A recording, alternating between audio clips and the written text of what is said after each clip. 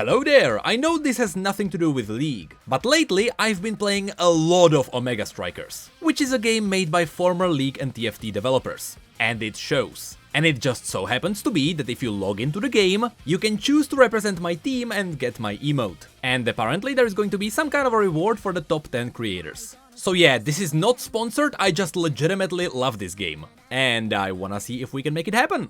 Thank you, and now on to the video.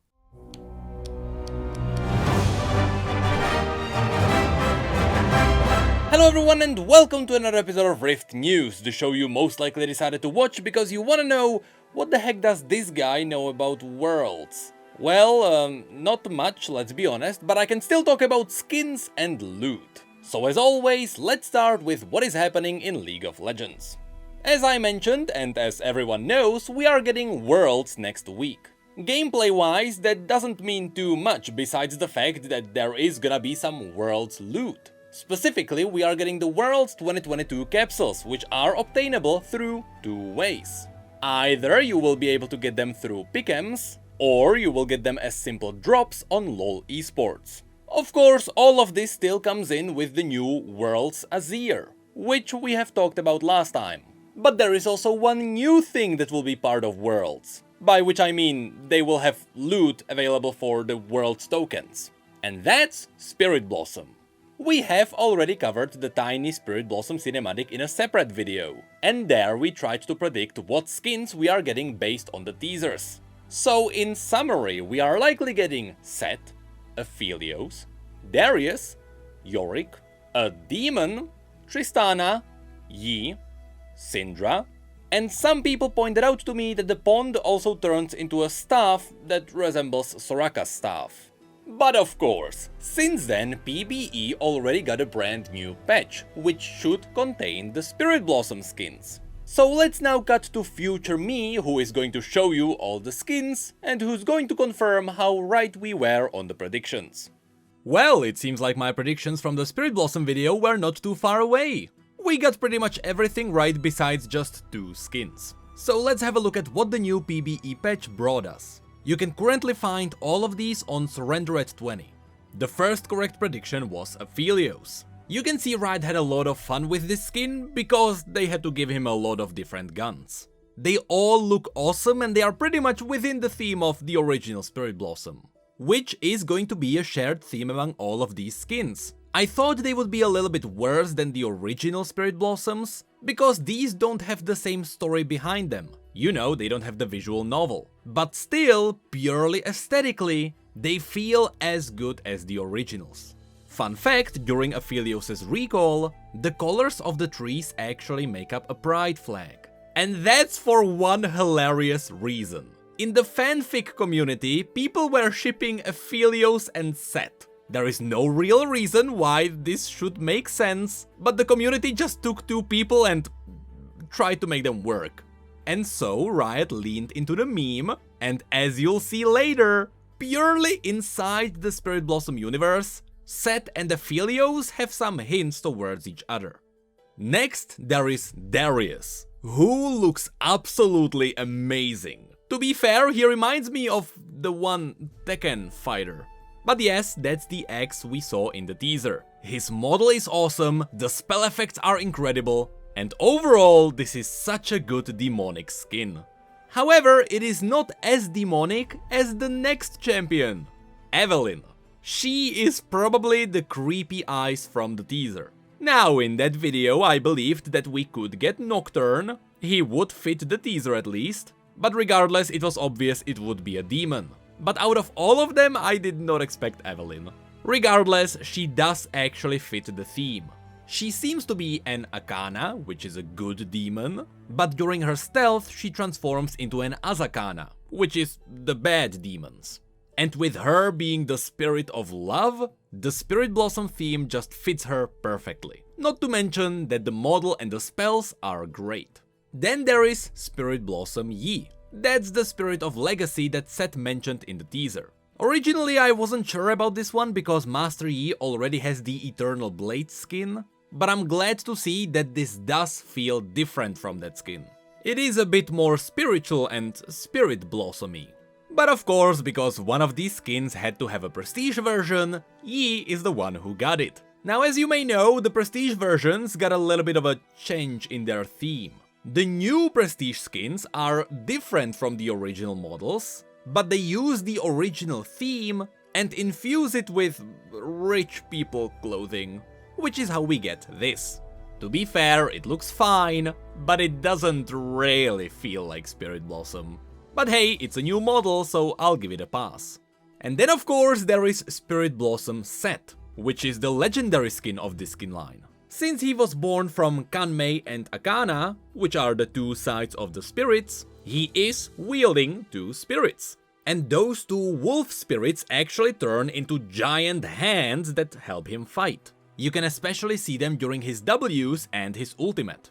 And yes, because it is a legendary skin, he also has special voice lines, one of which is teasing Aphelios. Now, later on in this video, I will also show you the legendary skin that Seth got in Wild Rift, and I just wanna say I am really happy that the Spirit Blossom skin is really good. Because if it wasn't, people would cry that they want the Wild Rift version.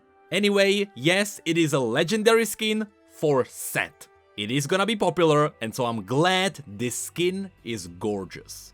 Next up, there is actually Soraka, one of the skins that I didn't predict. Since Soraka is a spirit healer, of course, this theme absolutely makes sense for her.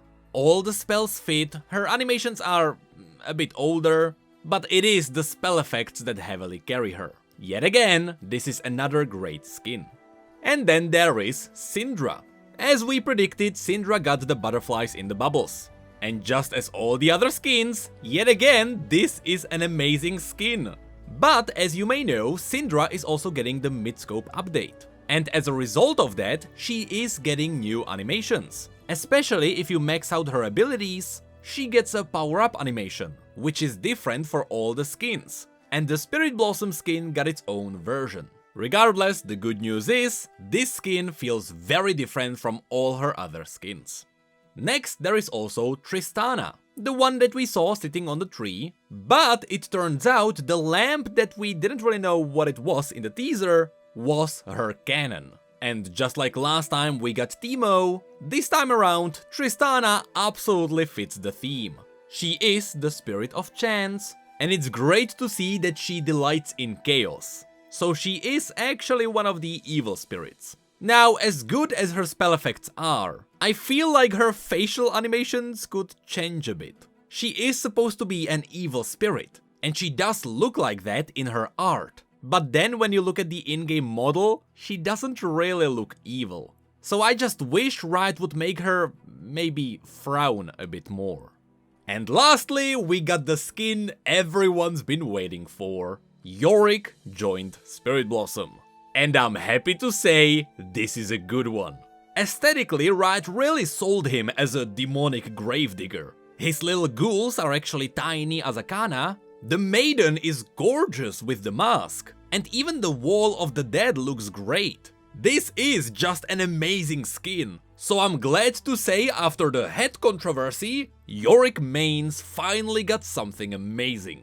Now, even though this is it for the Spirit Blossom skins, we got more things on PvE. I don't really know what's the logic behind this, but there are new Worlds 2022 chromas. They seem to be an exclusive loot from Worlds, so I assume they come from the capsules, but they could also be from tokens. Regardless, there is Birdio chroma, which looks amazing.